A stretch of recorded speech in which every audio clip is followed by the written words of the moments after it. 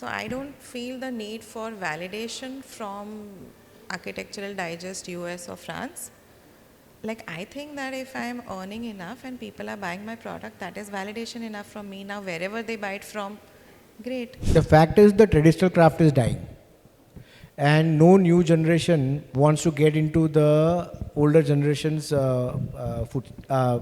shoes. There is no two side to it. Yes, it is dying, and nothing much can be done. Even when we were younger, I mean, when I was younger, so all the calligraphy and all the things that we used to do, now we are losing it. Like, I don't see many people doing that. So I feel like hand sketching and writing and using pens and pencils is important, and that should stay. Actually, Chinese product India में आई कैसे?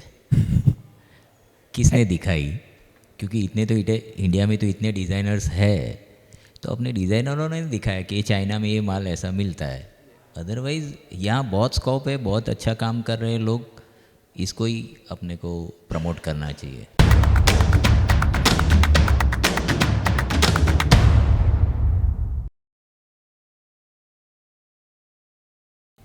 I welcome back everyone to the interesting panel discussion sessions of Elev8 2025. Get ready to witness powerful exchange of ideas and perspectives from renowned professionals in the field. As we move forward with our event, it is time to acknowledge and honor the brilliant minds who have joined us today to share their valuable insights and expertise. With that, I would like to invite the panelists on stage and take their places. We have Yayati Patel from Crio, Reubens from Rhizome, Dhruvkant Amin from Tectona Grandis Furniture, and Jayesh Mistry from NDS Furniture. I would like to welcome all our panelists and have a huge round of applause for them. As we move ahead, let me brief you about the next panel discussion of the day, titled Revival versus Survival, Symbiosis of Adaptation and Indian Roots. In the ever-evolving design landscape where adaptation is key to success, this discussion explores the relationship between traditional Indian craftsmanship and its adaptation. It focuses on reviving age-old practices while meeting modern market demands, addressing challenges such as bulk imports, better-priced foreign products, and others, along with the need for adaptable practices to uplift the Make in India initiative. The discussion will also delve into the Indian design community's balance between preserving Indian roots and addressing market challenges, the role of designers, and the impact of innovation and technology.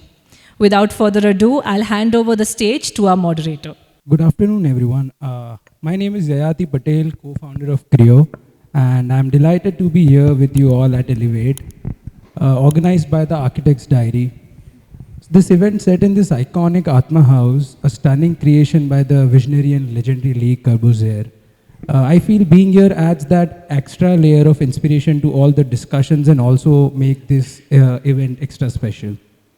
Today we are here to discuss revival versus survival, the symbiosis of adaptation and Indian roots, a topic that explores how we balance modern demands with our rich design heritage. Our goal today is to share insights and experiences with you all. I'll be guiding this conversation and asking questions to my esteemed fellow panelists who have many years of experience in this industry, and I'm excited to dive into this conversation. So we have divided today's discussion in different segments, and I'm going to quickly go through the segments so the audience can know the outline and the purpose of the discussion.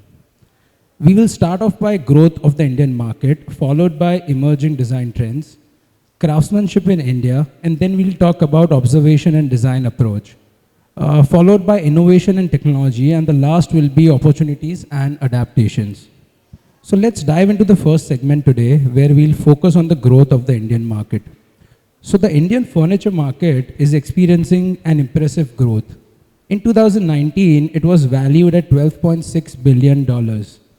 That is approximately 95,000 crores. And since then, it has been growing at an annual rate of around 10%. So this growth trajectory reflects the rising demand for both domestic and international furniture, positioning our country as one of the fastest growing furniture markets in the world. As we move forward, the question is, how can we further enhance the outcomes of Make in India products to capture even more of this expanding market? Let's explore the strategies that could support this growth in the future. So the question is, what strategies can enhance the outcomes of Make in India products in the future? I would like to start with Jayesh, sir. Good afternoon all of you. ये question से regarding मैं आपको बात करूँगा तो making India आज के तारीख में वर्ल्ड वाइड इतना पॉपुलर होता जा रहा है, सो ये अपॉर्चुनिटी हम इंडियन डिज़ाइनरों को एक्सेप्ट कर लेनी चाहिए और फास्टली उसके ऊपर काम करना चाहिए। सो मेक इन इंडिया में अपने पास इतने स्कोप है, अपने पास इतनी वर्सटाइल मटेरियल फैसिलिटीज़ है, उस चीज़ को ध्यान में रखते हुए अपने को प्रोडक्ट को डेवलप करना चाहिए। और जो इसमें एक पॉइंट मैं ऐड करना चाहूँगा कि जो अपने फॉरेन ब्रांड्स के जो प्रोडक्ट्स है उसको आजकल ज़्यादा कुछ कस्टमर्स और ज़्यादा कुछ आर्किटेक्ट एंड इंटीरियर्स उसको इम्पोर्टेंस देते हैं, तो उसकी जगह अपने को अपनी इंडियन प्रोडक्ट को ही प्रमोट करना चाहिए और उसके बारे में थोड़ा आगे R&D और उसको फोकस करना चाहिए। Thank you, sir. Very interesting point. Rebecca, ma'am. So I think that the Make in India policy treats the whole of the manufacturing sector as one, and it looks at it as a monolithic market. So there is no division for a person who is making screws from a person who is making artisanal furniture, right? So I think a market stratification needs to be done. I think this can be done maybe through correct branding, maybe a mark of excellence, diversified sectors. So I think that looking at this as a monolith is problematic. And I also think that there has to be policy support for the different sectors, right? Like you are giving the Make in India badge and you're giving financial support, but I think that there also needs to be something with regards to marketing, which Make in India impacts, yes, not just like just a certification. Right. Yes, I think Make in India is a very wide term and it needs to be classified and like the right correct branding needs to be done. I agree with you, sir. No, when you are talking about, when you are comparing furniture market of India versus anything which is happening in global, what I feel in terms of global perspective is that, because I've also studied them quite well, very closely, I've been doing it, is that they are very clear in terms of their ideas about what they are bringing in and what world is demanding for. So as an Indian company, you know, we should also, or an Indian designer who is working towards, showcasing something which is also accepted in global, where you need to study what is going around, keeping your roots, obviously, because that shows the freshness of Indian product, but to be in alliance with what world is demanding for. So it is not, now world is not about just India, it is all about global. So think global in a way, rather than Make in India, it is good as a concept, but also think globally and start projecting your brand on a more global perspective rather than an Indian perspective. And obviously once people start noticing you, there is always going to be, you know, this brand demand. So once globally also you are accepted, you know, Make in India is also going to be accepted. So everything, yeah, it is a, you know, organic cycle that rotates. So it's more about branding, marketing, which even she said that we need to be more conscious about, and showcasing. And these are the kind of events where we all come together to showcase such things. Not just this, but there are many other events which are happening pan-India, and they have increased recently to quite a good level. And they are being organized in a very well curated way. So I'm sure that in coming 4 to 5 years, the numbers you're talking about are going to go exponentially much higher. This is too small a number if you think about it from an Indian perspective. Yeah. So I completely agree with the panelist here, and I would like to ask a sub-question to this. Do we need to be vocal about Make in India, like us as brands? Do we need to be vocal that this product is made in India and proudly tell that to the world? See, in terms of the concept of branding, what I have read through is you need to be visible, you need to be vocal. Till the time you are not vocal, you won't be heard. So any which ways, could be Make in India or any other format, our governance has given this term, but then in any which ways, if you are vocal, if you are visible, it is all going to work towards benefiting one's business and for the growth of design industry. Rebecca, ma'am? I think that the main idea of branding is to know your message and to say the same message repeatedly, right? And if you say a lot of messages, then the audience is going to be confused as to what your main USP is. I don't think that as a furniture label, my USP would be Make in India, right? My USP would be sustainable or whatever it is. So the point is that unless Make in India is giving me the gravitas for me to say it and get some value back, I don't think it makes sense for me to say that as a brand, right? So I think that the initiative has to pick up enough momentum and be subscribed to by a fraternity who argue that Make in India is superior, it has amazing value, and then that would make sense. Yeah, I'm agree. The same thing. Yeah, because I also feel that if the work speaks, then we don't need to say that it's made in India, right? So people are going to know that anyways. So moving on to the next question. How effectively is the Indian design community adapting to the evolving needs of the global market? So do you think that we are adapting in a good way to the needs of the global market? The needs of the global market. Frankly, if you're asking me, then I don't think so. We are still absorbed within the India only. So yet, I don't see any of the brands or maybe one or two brands who would be even focusing on to, but then most of if we call as a brand, they are still too small and they are still too focused within India. There are few, in the furniture industry, I would say, there are few furniture industry giants who are creating a lot of quantum of furniture for global market, but then those are not brands. So they are just manufacturers who are working on the designs which have been provided to them by the international buyers. But as a brand, if you want to give my insight, I don't see any Indian brands which have yet moved to that global scale.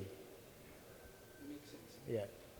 Even like I agree with you, because the people who are working globally are not really brands and they are not designing the products. They are actually just manufacturing the products for the global market. So we really need to, do you think we as brands need to try and figure out a way to go global? Because the next question is related to that, that many foreign brands are coming to India and a lot of foreign furniture is being imported to India. Then why is Indian furniture not being exported that much? Do we lack the vision to do that? I think it's the same reason why we didn't go to colonize the world, right? Because we had enough riches here. So the fact that everybody is coming here indicates that there's a huge market here, right? Whether you're selling a cell phone or whether you're selling a luxury product. Look at the amount of HNI individuals in India, and they're growing. Look at the amount of population in India, it's growing. So why would I go to export it to another place which is saturated when I have something here where I have ease of business, a smaller footprint and all of that. So, I don't think that India should go global or India should do anything apart from what works for India. And at the moment, seeing the Indian economy and seeing everybody else's economy is crashing, I think India is a good place to be. मतलब scale की बात करें तो India itself it's global, right? So इसके लिए मतलब जैसे ध्रुवकांत भाई ने बताया, तो अपने इंडिया को ही पहले फीड करो. इधर इतना स्कोप है कि ग्लोबली तो ज़रूरत ही नहीं है. Yeah, there is enough demand. इधर इतना demand है, इतना ही demand है. That's true. Yes. So we should not look at. So you guys all agree with this, that we shouldn't look at in a way कि हमारा furniture बाहर नहीं जा रहा पर हम दूसरे का ले रहे हैं. So that's मैंने ऐसा नहीं. मैंने ऐसा बोला ही नहीं है. मैंने ऐसा बोला है कि India has and even she is saying the same thing, that we as a market we are a huge market. But that does not mean we should not be trying for a global recognition, because at the end of the day, everyone is living for pride. And till the time you don't showcase it globally, see, it is okay ना कि पेलो को क्या बात है कि गली no कुतरो પોતાને શેર સમજે છે, પણ એવું નથી હોતું. You go and venture outside, then you will know કે what is right and what is wrong. So nothing wrong in making yourself stand in the global market. And in fact, I would insist on all the furniture design companies or product design companies who are working across India to venture the global market and to make their name in that scenario, because that's where the actual I would say the respect for the country comes in for. So you mean that it shouldn't define us? I mean, it shouldn't define us as a brand or other brands. If they don't go global, that's fine. But like, if they go global, it shouldn't define them as a brand if they don't go global, right? I mean, us as a community, a design community. No, I would say rather than manufacturing, our intellectuals should go global. Our design should go global. Our manufacturing setup is already there, which is gone global. There are many manufacturers who are doing large business and exporting furniture in the global market. But have we created designs which are accepted by the global market and then they are sold over there? So that is what we need to work on. That is my point. Would you like to add anything, Rebecca ma'am? I think that I don't care where I become rich and famous. I just want to be in the list of the top 10, right? And I think that if you look at the 100 richest people in the world, you will get the answer, right? So I don't feel the need for validation from Architectural Digest US or France. Like, I think that if I am earning enough and people are buying my product, that is validation enough from me. Now, wherever they buy it from, great. All right, so moving to the next segment, it is emerging design trends. So my first question would be, considering the bulk imports of home furnishing by Indian consumers, what are the reasons behind the shift in taste from traditional to modern styles in India? Because as I said earlier, we import a lot of furniture from different countries. So do you think, what do you think is the reason behind the shift in taste? From traditional to modern styles. In fact, we were having a conversation yesterday and we think that people are shifting back to more traditional styles of furniture and people are looking at nostalgic. And I think that this shift from traditional to modern styles probably happened when all of these design schools opened in the 50s and the 60s and the 70s, when architects from Sept populated the world and decided to make those kind of houses which called for those kind of furniture pieces. But I think that in an oversaturated market of universal design, where everybody is doing the same kind of beige wooden chair or beige metal chair, I think the whimsical and the nostalgic has a huge place. And I think that's what people are wanting to pay for. Not something which is Pinteresty and could be from anywhere, but something that has character, even if it is of bad quality in a lot of cases. So I don't subscribe to the fact that people want modern things. I don't even subscribe to the thing that they want traditional things. I think that they want whimsical, nostalgic and characterful statement pieces. Well said. Sir, would you like to add it to the question? No. Okay. So the second question is, what does luxury mean to you personally and how do you approach designing for the luxury segment? Dhruvkant sir. Luxury is a very subjective word for my perspective, because for me what is luxury may not stand luxury for her. So I don't think this question is a little confusing to answer also. Okay, what defines my luxury? Because it's very, very subjective. For me, luxury could be just ending up in a nice beach resort, relaxing. But for someone else, it would be a Manhattan apartment penthouse. So I don't think so. There is, this question anyway stands anywhere, because it's very, I don't think so. For me, certain furniture is a kind of for me, luxury is something which I would love to, achieve that. But then it is completely my own, which may not look like, for you it may not be. ये क्यों खरीद रहा है इसको? You may state it as a stupid expense, but it might be very emotional to me. It is very subjective, I agree with you. But like for you personally, if you talk about, if you are designing something for that you feel is catering to the luxury segment, then how do you like, what does it mean to you? How does the product have to be if you are catering to the luxury segment? I'm sure if we are doing something to fit in a luxury, it must have a very strong subject and a very strong storyline behind it, so that someone craves for it. And that is what is luxury is all about, Rebecca ma'am? I think for me, luxury in a product is the product doing every single thing that it's supposed to be doing effortlessly, well, amazingly, and then it has something more than that, right? It has soul, it has beauty, it has something that gives the user joy. And I think that luxury in your life is the same thing, right? You have everything that you want, you can eat whatever you want, you can stay whatever you want, but then you have something more than that. So luxury is satisfying all your basic needs, but something more. Same way कि luxury means एक चीज़ को देख के कोई आप उसको decide नहीं कर सकते कि ये लग्जरी है, ना मटेरियल को देख के, ना तो लग्जरी मीन्स एक आप उसका कंफर्ट लेवल हो, एक फील करते हो। सिर्फ उसकी प्राइस देखे, जैसे स्टोन है तो स्टोन की प्राइस देखे, या माइकल एंजेलो स्टोन से कुछ आर्टिकल बनाए, वो लग्जरी इस लोगों के लिए होती है कि जिसको उसका एक माइंड में रहता है कि शो ऑफ करना रहता है। अदरवाइज़ अपने लिए जो मिनिमल डिज़ाइन में हम जो चेयर पे ऊपर बैठे हैं, it is also luxury. Thank you.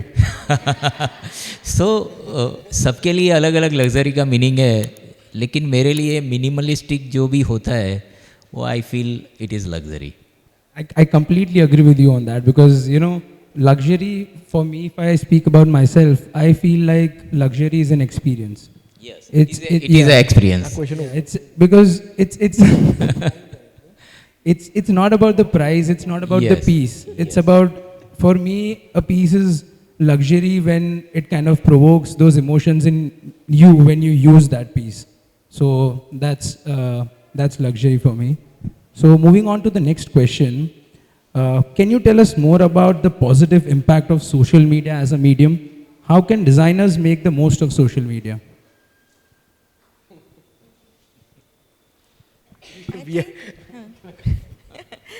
I think social media evens the playing field, and I think that you can design a great product, and a lot of us used to design great products and not put them out in the world because we thought they would be copied.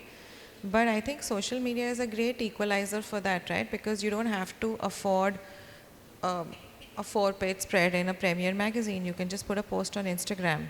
So social media is a great leveler, and it doesn't matter what you post, it's the quality of the content, Doesn't matter whether you hire an agency who you're paying 1 lakh or you're doing it yourself.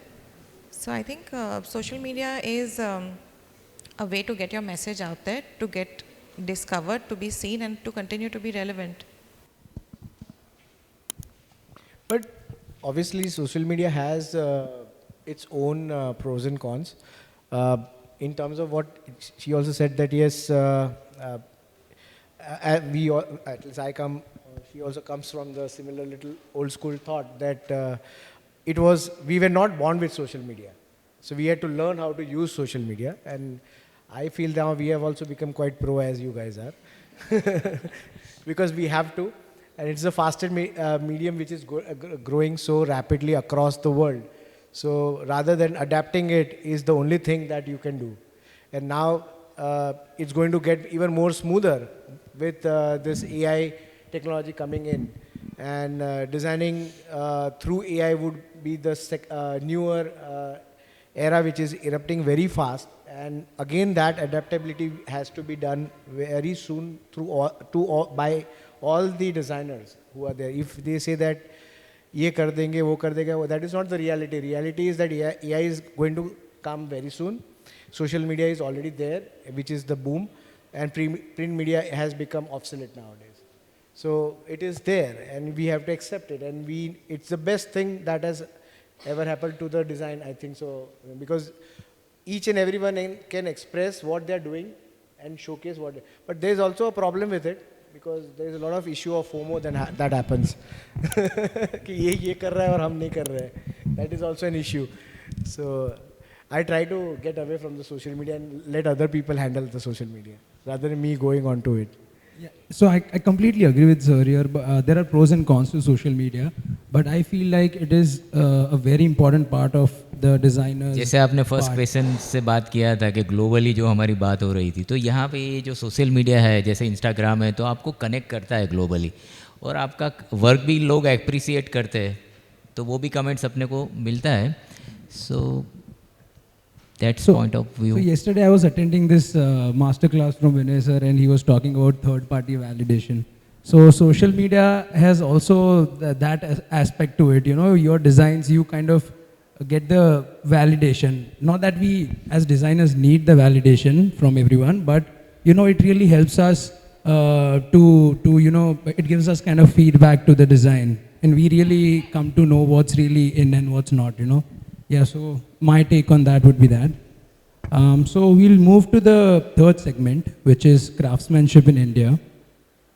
So how do you see the interest of younger generations in preserving and continuing traditional craftsmanship and family trades? Do you think that is being done in a good way, or are we losing a lot of traditional crafts? The fact is the traditional craft is dying. And no new generation wants to get into the older generation's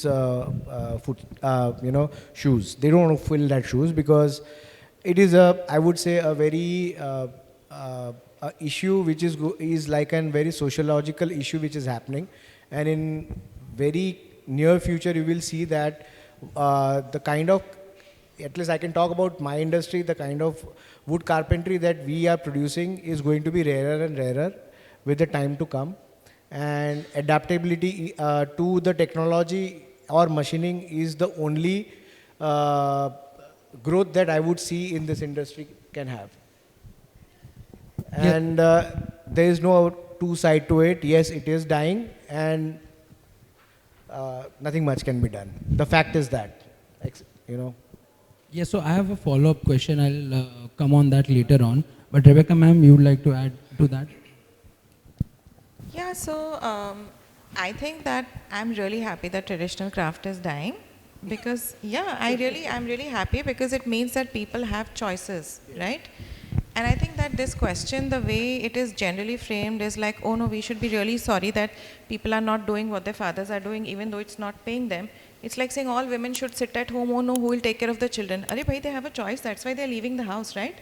So if traditional craftspeople have a choice, yippee, I'm happy about it, right?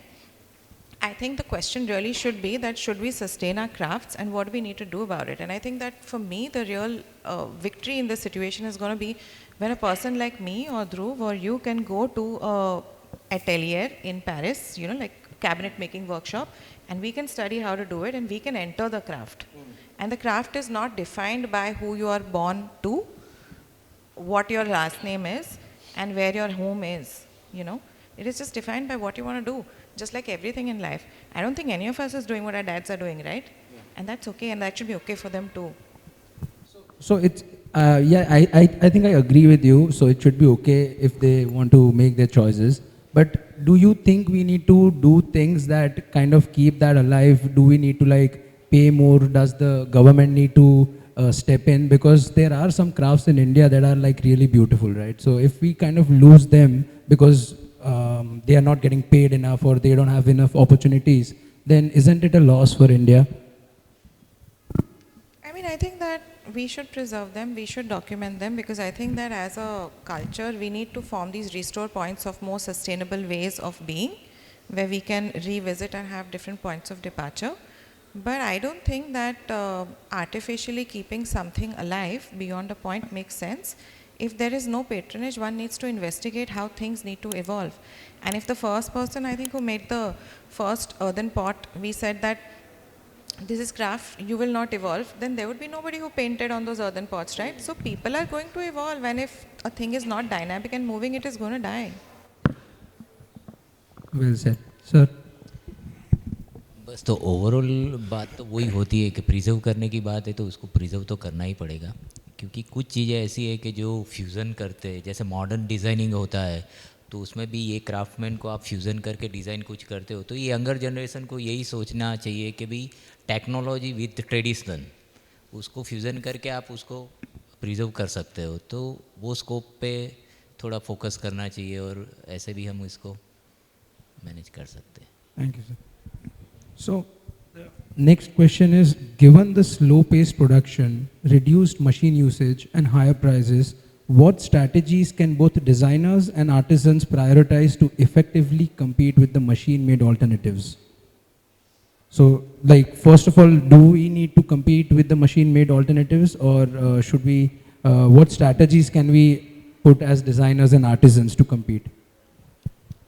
I would say it's an individual's ideology to do what he or she accepts to do. You know, for example, if someone is a designer is keen to work with the technology and create nice, beautiful artwork or a piece of furniture, it is his will to do that way. And if a designer is willing to work with the core artisan and create something very innovative, it is his own creation.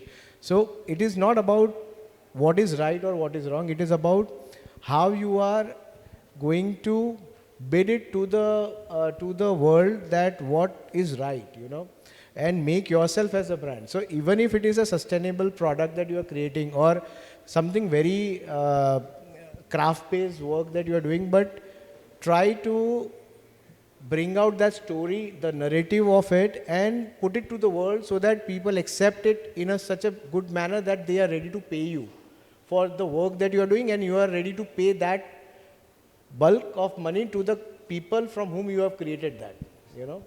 So then the whole ecosystem can work very easily. Even if it is machine or maybe by AI or by using technology, if your narrative is good, well, you get famous and you get rich.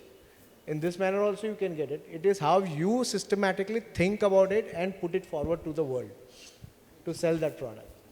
So, sir, basically you are saying that, you know, even if it's handmade, we shouldn't try and compete with the prices. We should, instead of that, doing that, we should like tell our story in a better way so people are ready to pay it. Yes. Yeah. Yes. I agree with you then. Would you like to add anything? So, I think that the entire premise of machines is to drop prices, right? And when you drop prices, you can do mass production unless you build a lot of value, which some brands have managed to do. But basically, it is for mass production. I think the fundamental nature of the hand is it's anti-mass production. It is small volume. So it is small volume, high value products. So as Rubens brought out, you have to position yourself accordingly. If you try to make human beings into machines, you will fail because that is not their strong point. Right? So I think you should play to the strengths of each mode of production, but realize they are only modes of production. Like where you position yourself through branding is a totally different story. Jayesh, sir. So overall बात वही है कि मेरे को एक बार question को फिर से एंड पार्ट बताइए तो. So should we compete with the machine-made alternatives? So machine made alternatives जो मार्केट में अवेलेबल है उनके साथ प्राइस वाइज compete करना चाहिए या हमको हमारी स्टोरी बेटर बोलनी चाहिए as artisans and as manufacturers, not manufacturers, sorry, designers. So इसमें क्या होता है कि basically overall concept and ideology जो थिंकिंग है आपकी, प्रोसेस जो डिज़ाइनिंग का या जो प्रोडक्ट आपने डिज़ाइन किया है, तो उसको आपको कैसे मार्केट में लाना है, तो उसके लिए आपको डिपेंड्स. जैसे एआई भी आज के टाइम में इतना ही बूमिंग टूल है. सो आप डिज़ाइन कैसे करते हो? अभी एआई में किया है तो नॉट नेसेसरी कि वो आपको ट्रेडिशनल क्राफ्टमैनशिप के साथ नहीं होगा, ऐसा भी ज़रूरी नहीं है. और कुछ डिज़ाइन ऐसी होती है कि जो आप मशीन के सिवा कर भी नहीं सकते हो. तो डिपेंड्स, वो आपने क्या आइडियोलॉजी से काम किया है, कैसी प्रोडक्ट डिज़ाइन की है, उसके ऊपर डिपेंड्स है. तो मेरे ख्याल से ये अभी आप उसको फिक्स नहीं बता सकते कि ये प्रोडक्ट ऐसे ही होनी चाहिए, ऐसे ही मैन्युफैक्चरिंग होती है. That's it. सो दोनों का मिक्स बेटर ऑप्शन है. Yes yes. Yeah, so in what I feel on this topic is that these are two different set of people. The people who value non-uniform things, people who value handcrafted goods, and the people who are okay with machine-made things that are produced in bulk. So I feel like, you know, the people who are going to value the handcrafted things are going to pay for it. So even if the prices are higher, which they'll always be in case of handcrafted? I wish that were true, that people who value handcrafted things pay for them. Some people, some people. I also hope the number of people go up. Yeah, so, but yeah, that is my point on this question. So, the next question is very, I'm sure every one of us is going to agree on it. How do you perceive the availability of skilled labor over time? From the past to present, how has it evolved throughout your journey? And what ideas or policies would you suggest to strengthen the artisan community? So, do you, well, like, what problems do you face with skilled labor, or has it been very smooth in your journey? I think that community-based skill labor is not going to work for very long. I think that a lot of us have been skilling people who are not from a traditional community in our workshops, and all of the chotus and all of those people have become skilled labor now. And I wouldn't even like to call them labor. I think they are producers and they are manufacturers and artisans, depending on the case, what it may be. But I think that there need to be provisions in ITRs and other places to formalize this kind of thing, so that there can be a supply of producers and workers who are not from traditional things. Like, I do not believe in this artisan model for people who do not want to be in the artisan model. And I know that there are a lot of people living in slums and other places who cannot enter and penetrate and have those learnings. So I think formalized learning of craft is a big space, and creating dignity and value around it is going to be something that must be done. Yeah, because I agree with that, because if the person is not enjoying making that object or that thing, sooner or later he is going to move to something else. Yeah. But what we have also adopted in our system is that when someone is joining us, besides his background, I would say from a specific craft-based background, and he does not hold that, I would say, the end name. Still, we see to it that we have derived a system in a manner where we cultivate him and we observe his sets of skills or his IQ towards learning or interest towards learning new things. And if it is so, we promote him to do that way. As at the initial level, we promote him to become a helper, then a fitter, and then we promote him to become a more skilled artisan. So as she also have been into this industry for long, I've been doing for a pretty long time, and we figured out that yes, we have to come up with alternative forms of working and making people more skilled who are interested in doing it. So, अगर उसको interest है, So it वो is not willing now है. community based, it is more about personal choice that I'm talking about. Yeah, so उसकी willingness के ऊपर से you kind of make your team, and then Yes. you teach him to do Yes, that. And if yes. he's willing, then he'll learn sooner or later and become a skilled artisan. They have been doing it. Yeah. Sir? में involvement क्या रहता है, जो भी craftsmanship काम करता है उसका इन्वॉल्वमेंट कैसा है, मतलब somewhat to like metal work, किसी को कुछ वुड के अंदर इंटरेस्ट होता है तो उसको उसकी जो इनर स्किल है उसको हम कैसे डेवलप करते हैं, तो उसकी जो पीरियड ऑफ द टाइम अपने साथ काम करते करते हुए जो बंदा आ रहा है तो उसको हम कैसे डेवलप कर सकते हैं, उसकी स्किल देख के हम उसको गाइड कर सकते हैं. फिर उसका इंटरेस्ट की बात है कि उसको उस ट्रैक पे जाना है या उसको जो करता है वही करना है, तो डिपेंड्स उसके ऊपर रहता है.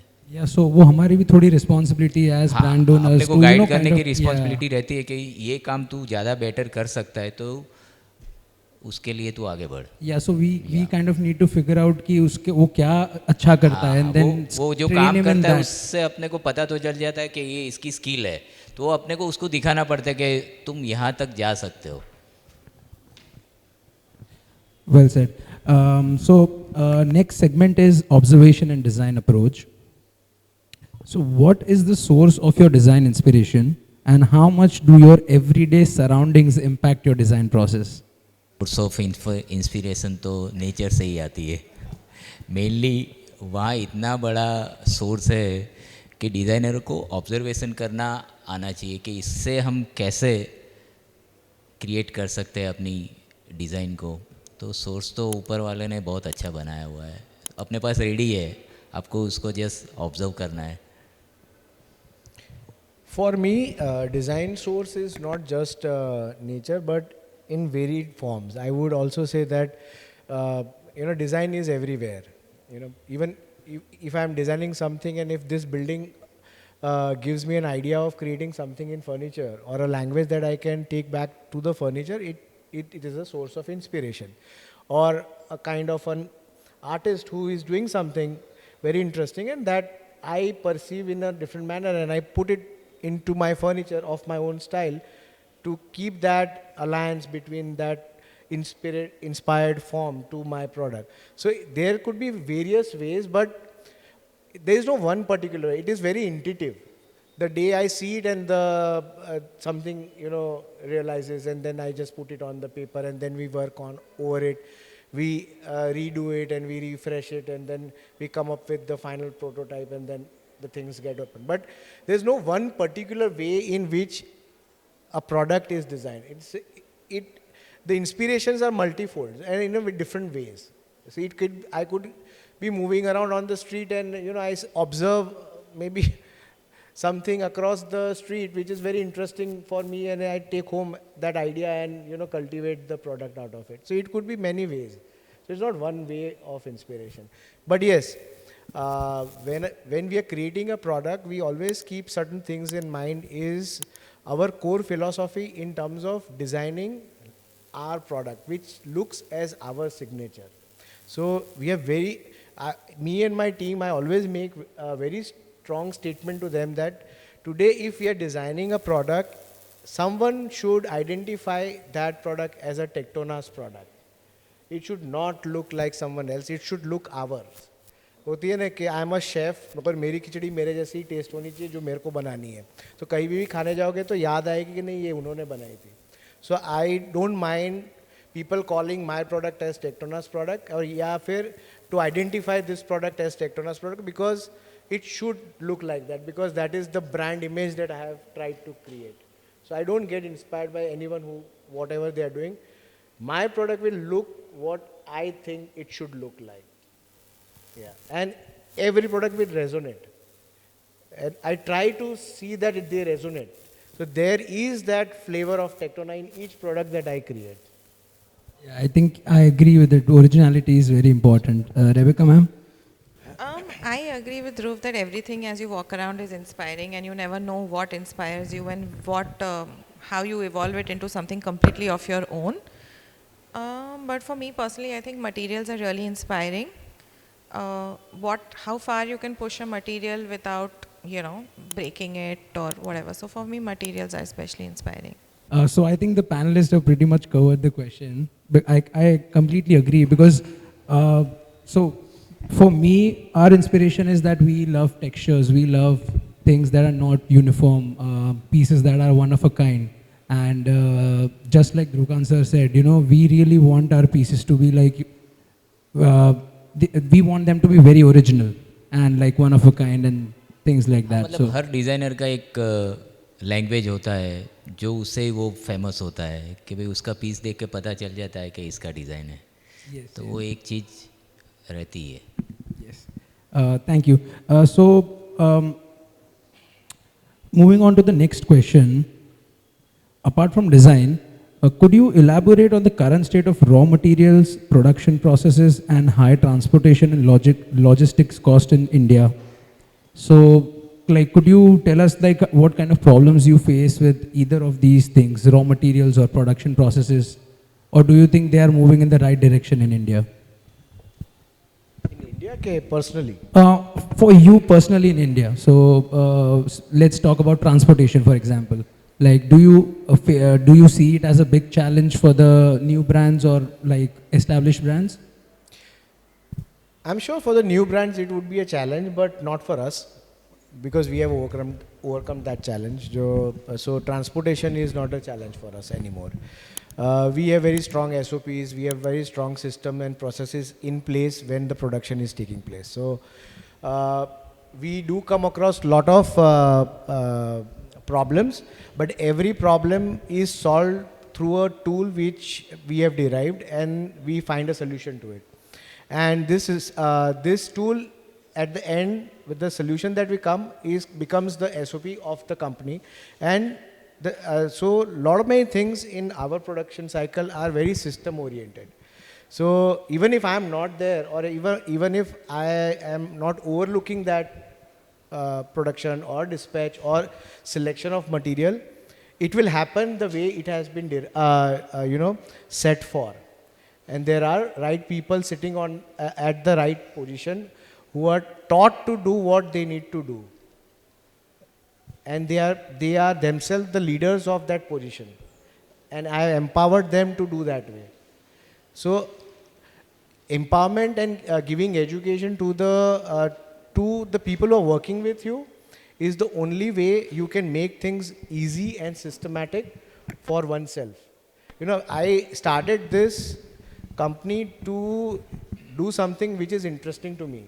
If it is painful to me, then I will lose the interest of doing it. So you need to create such systems which makes me liberated from what I really want to do, and not get into the integrities of process and productions, right? Or I want to become creative then. The creative will die. All these non-creative things are really something that designers should kind of offload from their bag so they can, open up and be creative. But actually, it is like when you are to a scale, then it is fine. But if you want to increase your scale and still you want yourself to be liberated and get the time to design, then you need to implement many things. And you need to make leaders in your own team who can take those jobs for which they are good at, Rebecca ma'am, would you like to add to that? I think that as long as you're dealing with mainstream materials, it's really easy. But when you have a material like bamboo, like I can go into an aluminium thing and I can say itna gauge and itna whatever, and I will get everything. But whenever it's a craft material, producers are a problem. Like if I have to find carpenters, it's really not that big a deal. But finding proper craftspeople is a problem. Finding proper craft-based, non-mainstream materials is a problem.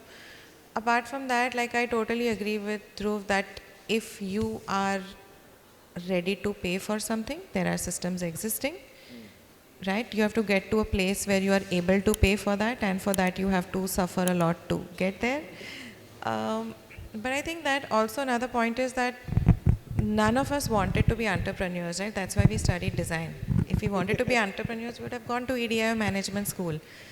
So for all of us, it is difficult to be a manager, difficult to be a production checker, difficult to be a person who is managing logistics and all of that thing. But sadly, we have to do all of those things. So the faster you can outsource them, I guess the better. Yes, sir. I think I'm agrees, same. Yeah, so I also feel like, if we, pay well and get a good service, then things have become easy. Even we learned it the hard way. The first furniture piece that we shipped out, it was like a dream for us to make something big, and it was for a Bangalore client, and it was shattered into pieces. So that is, that is when we were like, we really need to understand how to ship this out. But once we figure it out, it's all smooth, as sir said. So it was not about the logistic issue. It was the issue with our understanding about the material and how to ship it. Yeah. We all have faced that, But that is only via experience you would learn. Okay, this is how I need to, define, or how I need to pack it in a manner where this will not happen. So I think it's a combination of both. I mean, we need to pack it well, even the person who is taking it should handle it well. But now what they'll do is not in our hands. So I think we have to do our best, and I think that's the only way to go about it. So talking about innovation and technology, evolving technology and increasing number of tools available are pushing the creative limits of designers. And like what kind of tools do you use and why? Like is there any special kind of tool that you use for your product manufacturing? Not really. No. Means No, sir.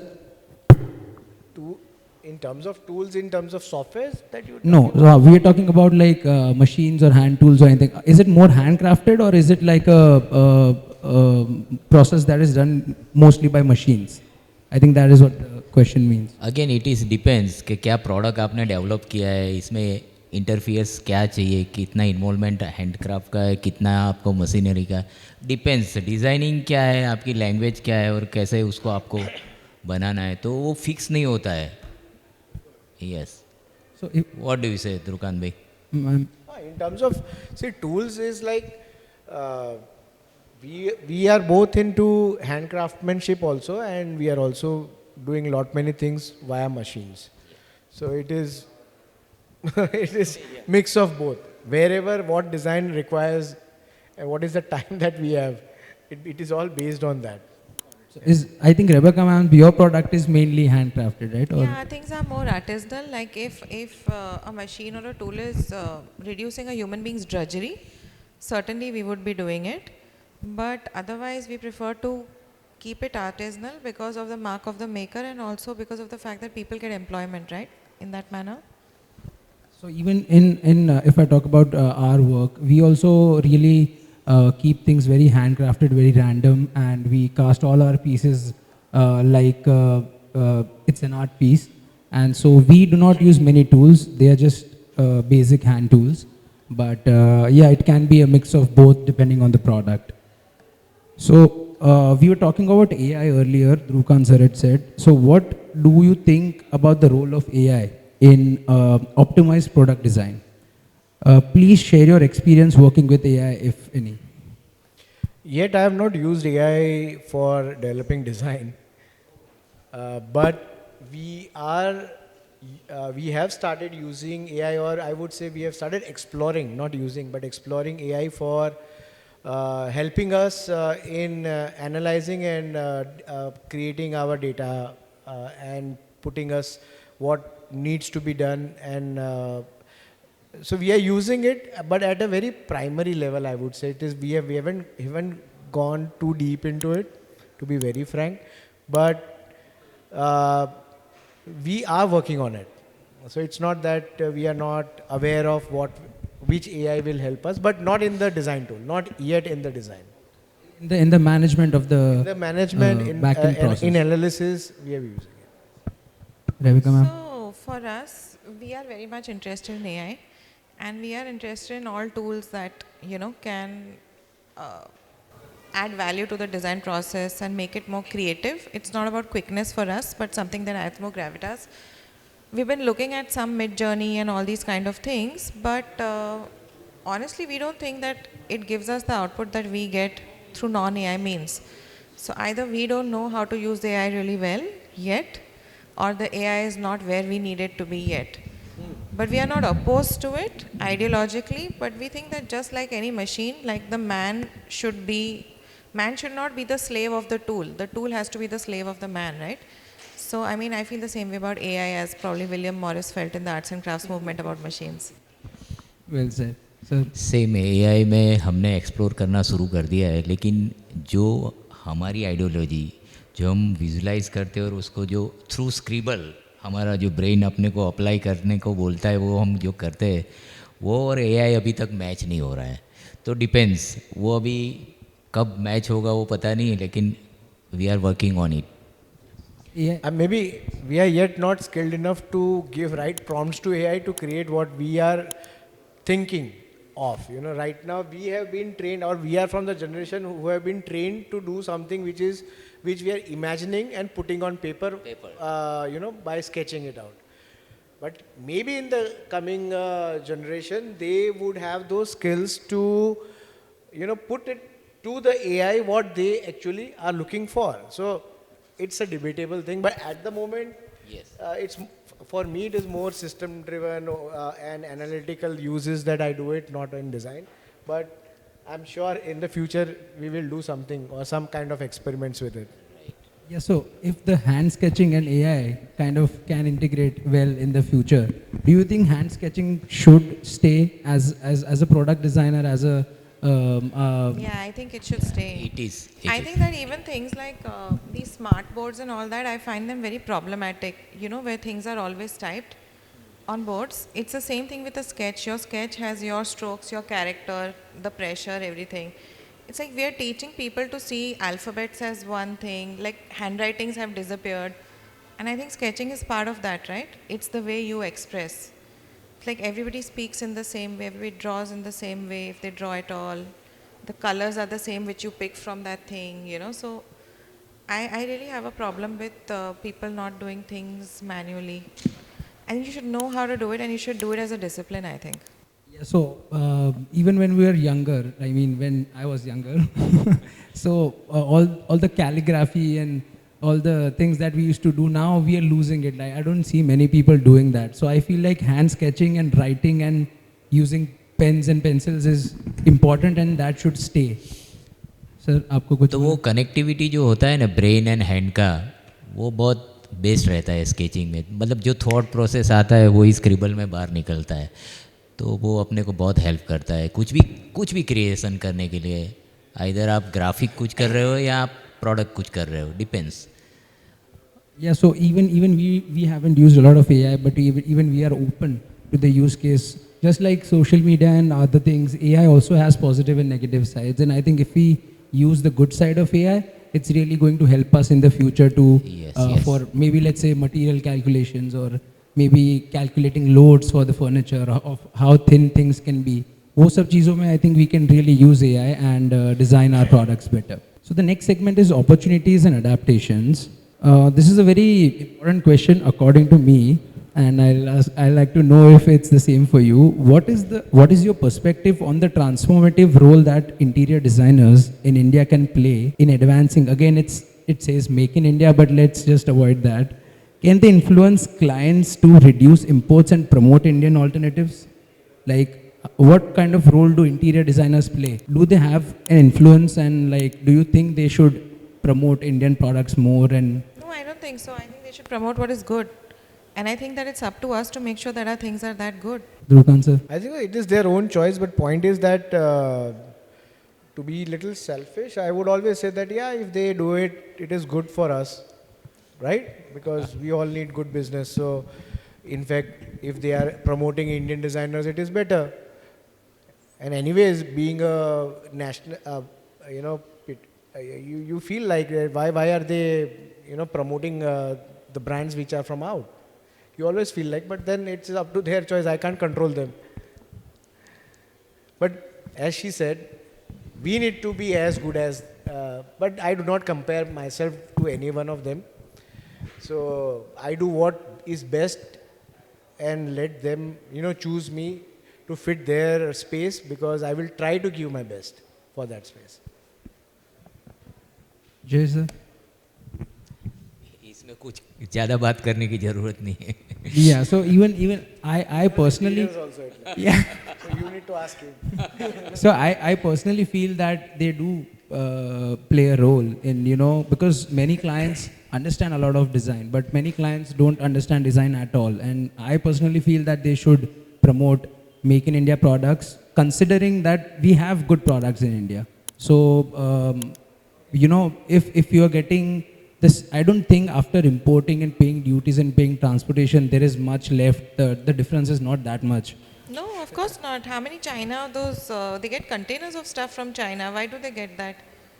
So, Why do they not come to us and buy it? Because we are not sitting in their price point. We might be sitting in their aesthetic, right? So it's not just about aesthetics or quality. There are many other factors which, are below a purchase decision. So I don't think that you can stop that. Certain times it is not even price point. Price point, I would say that no, we are quite competitive with the price point. It is about the China has created a market. So today when I see as an interior designer, if I'm in the place of interior designer and he's going with a client over there, what they see is that 5 days project over. And also quality of stuff, Okay. right? Quality is again debatable, Because today, if they are buying from us, we are here to serve them. So that is the edge that they are getting. But You I'm know, talking about the but- quality versus price benefit. No. It is not like that. I have completely calculated the price points of Chinese goods to our goods. It is not like that. Yes, if you want to get those really D category of cheap category of furniture, then we are not talking on to that segment, and I don't think so. Interior designers are looking for that because interior designers who are taking from maybe Europe or China or anywhere else, they are looking at a massive market range of designs which they provide and which we cannot, because we are very isolated and they are very concentrated. They are sitting in one mall where Tectona जैसा एक design है, आपके जैसा एक design है, इनके जैसा भी एक डिज़ाइनर बैठा है, and they all are providing their own USPs to a person who is coming over there at one single go. So now there is a point of choice that they have to make, that ये अच्छा लगा, ये अच्छा लगा, ये अच्छा लगा. India में ऐसा कोई मार्केट ही नहीं है. We don't have such market. I am sitting somewhere, you are sitting somewhere, he is sitting somewhere. Maybe in different cities, different brands are sitting. And if, for example, if someone is flying down, let me name it. Let's name it. If someone is flying down to Fosan City Louvre Mall, he is going there with 10,000 shops out there in one premises. He gets his project done in 5 days. Right from furniture to a rug, I would say. And that is what is killing our industry. Because we have, as our country has not created this kind of a marketplace. If we create a marketplace, everyone is going to come over here. Why would someone travel so far? Yes. So I think I agree with that. It's the convenience. It is a convenience. Because curating a home is difficult, you know. किसके साथ कौन सा piece जाएगा, किसके साथ they have ready setups और that इसमें you just एक पॉइंट मैं ऐड करना चाहूँगा, किसी को बुरा लगे ना लगे मेरे को पता नहीं है, लेकिन मेन चीज़ क्या है कि कुछ डिज़ाइनर ऐसे है जिसको रेडी ही लेके रख देना है, जिसको कुछ नहीं, मतलब there are 90% of Yes, interior yes. designers के I wanted yesterday. तो उसको आइडिया ही नहीं होता है कि उसको क्या चाहिए, ओवरऑल क्या उसको रखना है उसके प्रोजेक्ट में. फिर कुछ प्रोजेक्ट हम देखते भी है ऐसे जो बाहर से इंपोर्ट किए फर्नीचर, कहीं पे वो ओवर लगता है, कहीं पे बहुत कलरफुल लगता है, तो फिर क्या है कि वो पिक एंड यूज़ वाली बात हो जाती है, एक सिनर्जी, एक थीम नहीं लगती है. आप कोई भी रेसिडेंस देखोगे जो इंपोर्ट किया हुआ फर्नीचर का, तो आपको एक लैंग्वेज नहीं मिलेगा वहाँ पे. तो एज अ डिज़ाइनर अपने को वो चुभता है कि ऐसा क्यों करते हैं, यू आर स्पेंडिंग मनी, फिर भी ऐसा ही लेके आ जाते हो. तो वो एक सोचने वाली बात होती है. लेकिन वो अगेन अपने लोगों की बात है कि भाई उसको प्रॉपरली गाइड करना चाहिए क्लाइंट को कि भाई क्या लेना चाहिए क्या नहीं. अपनी इंडिया के अंदर आप इंडियन इकोनॉमी को ही स्ट्रॉन्ग करो ना, क्यों बाहर जाते हो. मैं तो वही बोलूँगा, हर बार मैं मेरे क्लाइंट को यही बताता हूँ. I completely agree sir, because मुझे भी ऐसा लगता है कि you know if यहाँ पे ऐसे थोड़ा डिफिकल्ट है, you know, ये पीस के साथ ये पीस कैसा लगेगा, और एक्सपेरिमेंटल है, बट आई वांट कि डिजाइनर्स आपको एक्सपेरिमेंट तो करें. पता है ना कि आफ्टर विजुअलाइजेशन ये हाउस कैसा लगेगा या ये लिविंग रूम कैसा लगेगा, वो एज अ डिज़ाइनर आपको तो पता ही है, तो वो आप कर सकते हो, लेकिन उसके लिए मेहनत करनी पड़ती है. Yes, it is involvement difficult. चाहिए. Yes, I agree. Ma'am, would you like to add to it? No, I mean, I think that if you make good enough products and you position them well and brand them well, you will be considered. And I think that we really need to work our way into that space. Yeah, so I think that is also a very correct point, that if we brand our products well and like create a proper brand, then people are going to go for our products. So, but Chinese products, do you think we should try to compete with them, or there is no point, like, you know, in terms of buyers in India, I'm saying, because do you think do you want to like try and explain your product in a way where, you know, people try and choose your product better actually than Chinese Chinese product? Product India में आई कैसे, किसने दिखाई, क्योंकि इतने तो India में तो इतने डिज़ाइनर्स है, तो अपने डिज़ाइनरों ने दिखाया कि चाइना में ये माल ऐसा मिलता है. अदरवाइज़ यहाँ बहुत स्कोप है, बहुत अच्छा काम कर रहे हैं लोग, इसको ही अपने को प्रमोट करना चाहिए. I think one reason for that is वो लोग manufacturing में बहुत आगे थे अपने से. When now obviously India is picking up at a very quick rate, But in terms of manufacturing factories, as sir said, they have humongous factories and they just need a drawing and it's going to be produced in a day or maybe even like half a day through their machines, obviously, and robots and stuff. So now that is changing in India also. So I think we can also compete and create products that are as good as them. And even we are talking about it earlier that Chinese products have a wide range. People who want to pay get the good quality. People who want to pay medium get the medium quality. So I think that is a benefit there. And yeah. Yeah, I don't think so. We need to compare with them. It's a lot about even economics. That they are way ahead in terms of the financial power. Today, when you are talking about industrial setups, the kind of industrial setups that they have and their government supports is unmatchable. Okay, Yeah, I think it's that unmatchable. policy Yeah, environment policy is environment crazy. is crazy. Yeah. So there is no point of debate only in this, because I have recently created a factory of my own, and I know what really goes into it.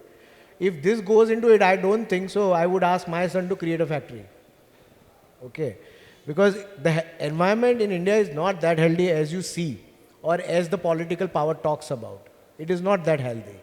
Though we are better than before, but it is not as great also. While I have explored I have seen their factories, their policies also I have read through, and they are much easier and much faster and much supportive. So there is no point of discussion only. Either we need to change or our politicians need to change. For that, we'll have to wait. Yeah, but the Chinese factories and everything are way ahead of us, and that's I think that is one of the reasons. So yeah, that was about it. We have gone through all the segments. I would like to invite the host to come on the stage. Thank you so much to our esteemed panelists for their invaluable insights on this session. It truly felt like being part of a candid conversation between industry experts who were actually almost giving us a masterclass, not just into product design, but building a brand out of product design, which I think is a necessity and a need of the hour to understand how to position yourself in the industry, no matter which product or what your product is. And I think one big takeaway from the session was that India is a huge luxury market. And as you guys rightly said, luxury is an experience. It's more than what we need. And it's the story that you're telling to the world. So I think with the panelists that we have today, we are telling a pretty good story to the world, and we are very glad to have you here today. We are not letting you go so soon. We are going to do a short round of individual questions for all of you, and which will be followed by a rapid fire to conclude the session. So my first question is to Jayesh sir. How do you approach the design process to ensure that the furniture, artifacts, colors and textures reflect the unique personality of the homeowner? Overall mainly ये process के अंदर first of all visualization of entire area, entire space, वो आप कैसे उसको visualise करते हो, उसके साथ साथ एक पूरा कलर बोर्ड बनता है जिसको हम मूड बोर्ड बोलते हैं. तो उसके साथ वुड कौन सा जाएगा, उसका पॉलिश का टोन कौन सा जाएगा, कलर्स में क्या टेक्सचर ले रहे हो आप लोग, लाइमस्टोन ले रहे हो आप लोग, कलर ले रहे हो. तो एक पूरी सिनर्जी, एक थॉट प्रोसेस आपको बनाना पड़ता है और उस हिसाब से पूरे एरिया को डिज़ाइन करना पड़ता है, पूरी स्पेस को एनहांस करना पड़ता है. तो ये प्रोसेस के अंदर काफ़ी चीज़ मैटर करती है, जैसे स्क्रिबल से लेके एंड तक. फाइनली वो 3D बनाने के बाद पता चलता है कि look like as you think. Absolutely, Right. absolutely, sir. Thank you. My next question is to Rebecca, ma'am. What excites you the most to work with bamboo throughout your career? Please elaborate. I think that what's really exciting about bamboo is that it's a very versatile material. It is something like wood but actually behaves more like metal, like you can heat bend it and do things which you can't really do so easily with wood. So what really excites me the most is it's a perfect combination of wood and metal. Also with the growing sustainability market, I think bamboo is ideally placed to leverage that. And also I think that bamboo is a material which not very many people have done exciting design with, so there's a lot of space to do a lot of work there. Thank you so much, ma'am. My next question is to Dhruvkant sir. Where and how do you generally source teak wood for your design? Could you please brief us on the process from procurement to handling leftover materials? I'm also listening. Since it already Yes, sounds best like a masterclass, we want to hear some more. Answer is from the market. Some secrets also we should get. No? So we have many vendors, and now after so many years, I don't need to go and source it. They will call me as soon the good lot is there. They call me, "Ke you require it. We have this tonnage of material with us." So sourcing we used to do long back. Now no sourcing. They approach us with whenever there is a good quality of material. But as you all know that Tectona Grandis makes all the furniture out of reclaimed teak. So it is all reclaimed. It is not, the seasoned new teak. It is all reclaimed. So ultimately, we are a very sustainable raw material company because all the furniture which we use is all reclaimed, 100%. Not a single wood is there which is a new log cut and coming to our factory. And I believe Contact it also... details and on Insta stories today, na? With pin locations. I believe it also comes from forests that are certified to... There are forest certified, but we don't use it. Got it. Thank you. My final question is to the one who was asking the questions this afternoon. Could you tell us about the turning point in your journey from being a mechanical engineer to innovating precast concrete furniture and decor? Please provide a brief overview. Yeah, so it's an interesting story.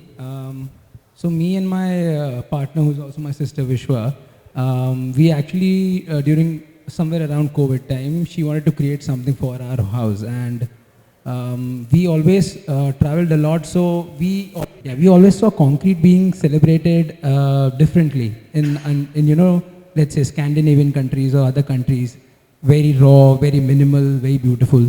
So that is where we got inspired from, and then when we created the let's say planter for our house, we really fell in love with the process. So it was so fascinating that we saw the gap and we started creating small objects, and from there we moved to furniture, and now we are really excited for the years to come. We are loving it. Right, thank you so much, sir. I think the process is what keeps us going. Moving on to the final round of rapid fire questions. This is going to be a quick one. All of you can answer, any one of you can answer, whatever suits you. So to begin, your favorite part of the design process? Concept generation. Prototyping. Prototyping. It was actually prototyping. One design trend you believe will remain relevant for years to come? Modernism. None. Handcrafted. Minimal. A varied board of answers, I must say.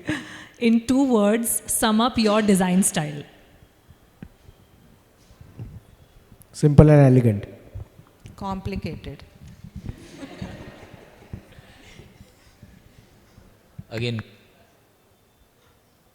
Aesthetic and functional. Rooted in tradition or anything made in India? Are they the same thing, or are they anything made in India may or may not be rooted in tradition? So rooted in tradition or anything made in India? Contemporary traditions. Contemporary. And rooted in India. I think anything made in India is fine. One product designer you always look up to?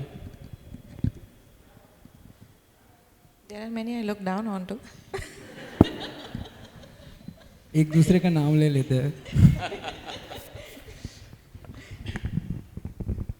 To be very frank, I don't look up to any designers, and that is the fact. I think you can I've all never say done. your own names. I've never done. I never go and visit libraries at our times also. I'm gonna say Vishwa, my partner who is the design lead. Oh, that's very nice. Minimalism or maximalism? Minimalism. Both. Minimal. Minimalism for sure. And to sum up the theme for the year, what is legacy for you in one word? For me, originality. Handloom pieces.